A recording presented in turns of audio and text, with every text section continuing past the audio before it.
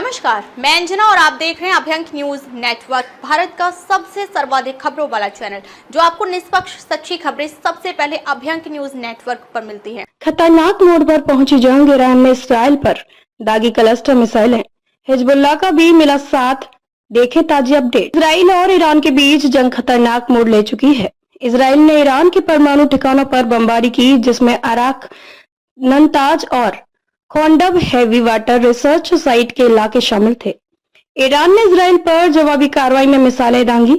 Iran का कहना है कि उसने अभी अपनी 30% सैन्य ताकत का ही इस्तेमाल किया है। यूएनएससी इस तनाव पर चर्चा के लिए फिर इकट्ठा होगा।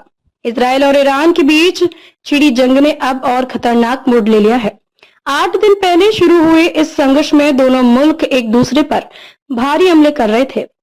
गुरुवार की रात इसराइल ने ईरान के परमाणु ठिकानों पर बमबारी की, जिसमें अराक, नतांज और खोंडब हैवी वाटर रिसर्च साइट के आसपास के इलाके निशाना बने। इसके बाद ईरान ने भी जवाबी हमला किया। इजरायली सेना ने गुरुवार को बताया कि ईरान कम से कम एक ऐसी मिसाइल दागी जिसमें छोटे छोटे बम क्लस्टर मिसाइलें थे, जिनका मकसद नागरिकों को ज्यादा नुकसान पहुंचाना था।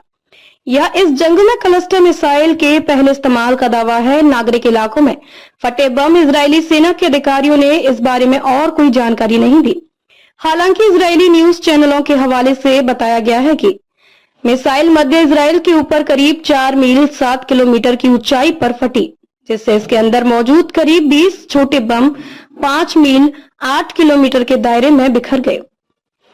यह हमला दोनों मुल्कों के बीच बढ़ते तनाव को और गंभीर बनाता है, क्योंकि क्लस्टर मुनीशन का इस्तेमाल अंतर्राष्ट्रीय स्तर पर विवादास्पद माना जाता है। न्यूज एजेंसी ISNA के मुताबिक ये इलाके ईरान के परमाणु कार्यक्रम का अहम हिस्सा है। दूसरी तरफ लेबनान की हिजबुल्लाह ने ईरान का खुलकर समर्थन किया है।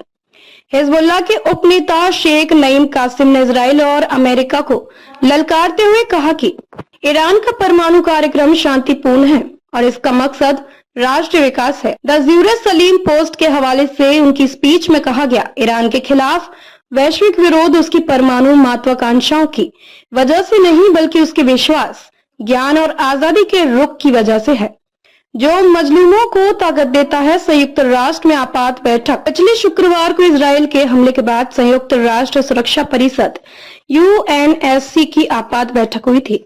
अब ईरान ने रूस, चीन और पाकिस्तान के समर्थन से एक और बैठक की मांग की है। UNSC आज फिर इस तनाव पर चर्चा के लिए इकट्ठा होगा। वाशिंगटन के एक ईरानी मानवाधिकार समूह के मुताबिक ईरान में अब तक 639 लोग मारे गए हैं, जिनमें 263 आम नागरिक हैं, जबकि 1300 से ज्यादा लोग घायल हुए हैं। जवाबी कार्रवाई में ईरान ने इसराइल पर करीब 400 मिसाइलें और सैकड़ों ड्रोन दागे, जिससे इसराइल में 24 लोग मारे गए और सैकड़ों घायल हुए। AP की रिपोर्ट के अनुसार ईरान की मिसाइलें इसराइल में एक मेडिकल बिल्डिंग और आसपास के अपार्टमेंट्स पर गिरी, जिससे भारी नुकसान हुआ। ईरान के IRGC कमांडर मोहसिन रजई ने कहा कि नतांज, हसवान, खंदाब और अराक जैसे परमाणु ठिकानों की सामग्री को हमलों से पहले सुरक्षित जगहों पर पहुंचा दिया गया था। ताजा खबरों के लिए अभ्यंक न्यूज नेटवर्क पेज को फॉलो करें और लाइक करें, सब्सक्राइब करें, बेल आइकन को दबाना ना भूलें। अगर आप हमें फेसबुक, ट्विटर, इंस्टा के माध्यम से देख रहे हैं तो फॉलो, कमेंट करना ना भूलें।